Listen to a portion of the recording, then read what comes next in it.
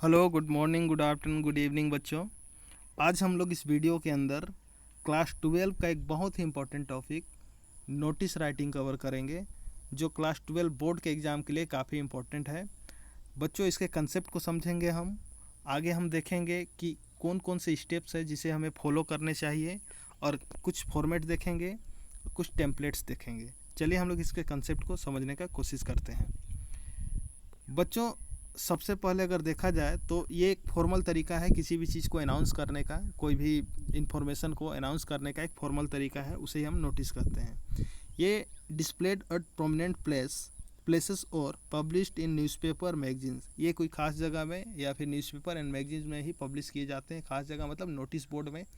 आप देखे होंगे स्कूल में, कॉलेजेस में या कोई भी इंस्टीट्यूशन में एक नोटिस बोर्ड होता है जहाँ पे तरह तरह की इन्फॉर्मेशन वहाँ पे चिपकाया जाता है या लगाया जाता है। तो उसी के बारे में बात हो रही है। It should be written brief and to the point.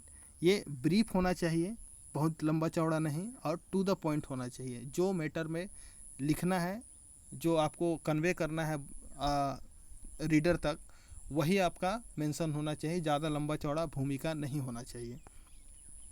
इसके बाद देखते हैं कौन कौन सी स्टेप्स है जिसे हमें फॉलो करना चाहिए। पॉइंट टू बी फॉलो, क्या क्या पॉइंट्स है जिसे हमें फॉलो करना चाहिए। सबसे पहली बात कि वर्ड लिमिट अगर कहा जाए तो 50 वर्ड से ज़्यादा नहीं होना चाहिए आपका नोटिस। स्टैंडर्ड नोटिस की बात करें तो 50 वर्ड से एक्सीड नहीं करना चाहिए। दूसरी बात, name and place of the issuing body should be mention. कहाँ से ये नोटिस इशू हो रहा है ये मेंशन होना चाहिए आपका नोटिस में। तीसरी बात, write notice at the top.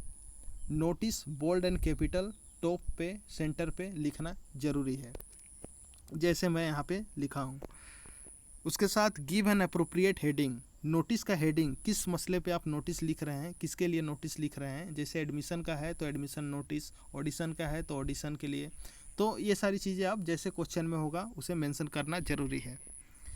Mention all relevant details like date, venue and time.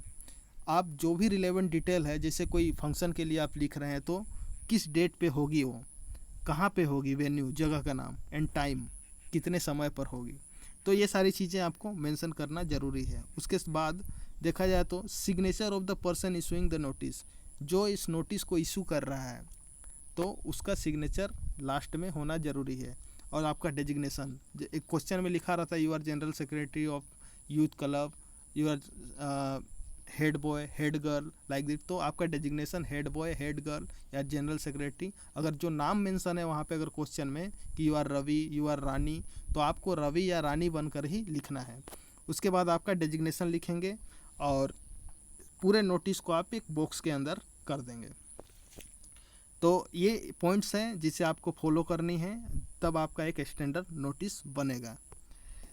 चलिए हम लोग एक फॉर्मेट देखते हैं। ये एक फॉर्मेट है, जैसे मैं जिस पॉइंट्स को अभी बात किया उसी को लेकर ये फॉर्मेट बनाया गया है। सबसे पहले आपका फॉर्मेट में देख रहे हैं name of the school, institution और ऑर्गेनाइजेशन। किसी संस्था का नाम, स्कूल का नाम या फिर ऑर्गेनाइजेशन का नाम सबसे टॉप पे होगा। उसके बाद कैपिटल में मैंने लिखा है नोटिस।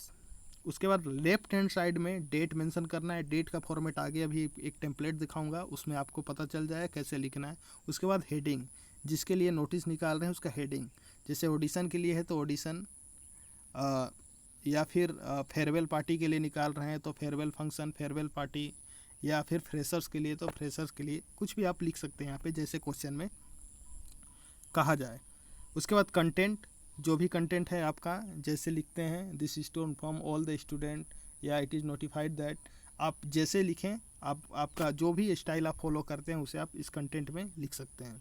उसके बाद सिग्नेचर, जैसे आप अगर हेड बॉय है तो हेड बॉय नीचे लिखेंगे, सिग्नेचर के नीचे सिग्नेचर आपका होगा। और डेजिग्नेशन मतलब वही हेड बॉय, या फिर अगर आप कोई जनरल सेक्रेटरी हैं या फिर प्रिंसिपल बन के लिख रहे हैं तो प्रिंसिपल लिखेंगे।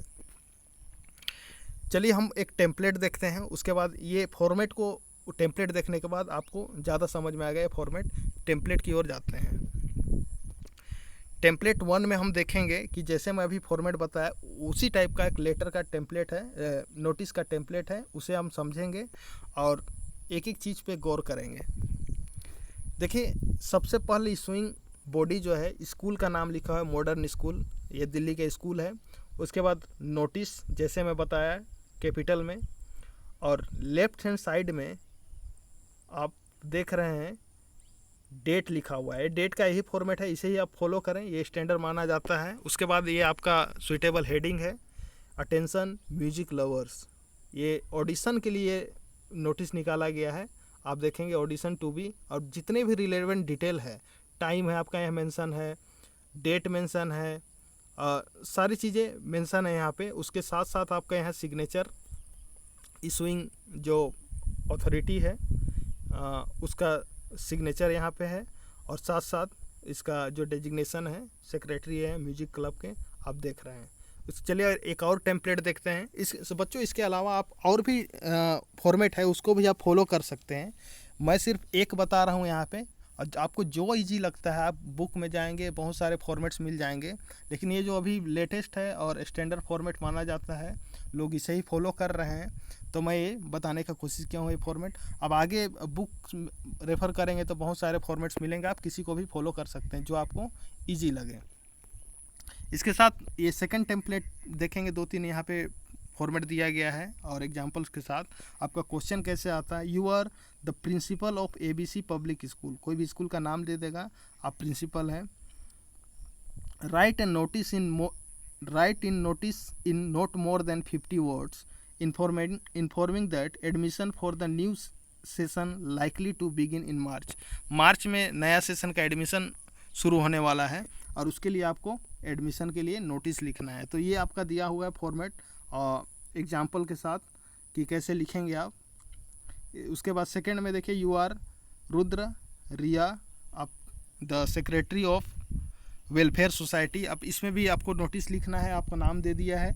आप अगर कोई और नाम के व्यक्ति हैं तो आप ये नहीं सोचें कि अपना नाम नीचे साइन करेंगे, जो नाम क्वेश्चन में दिया है वही लिखेंगे आप।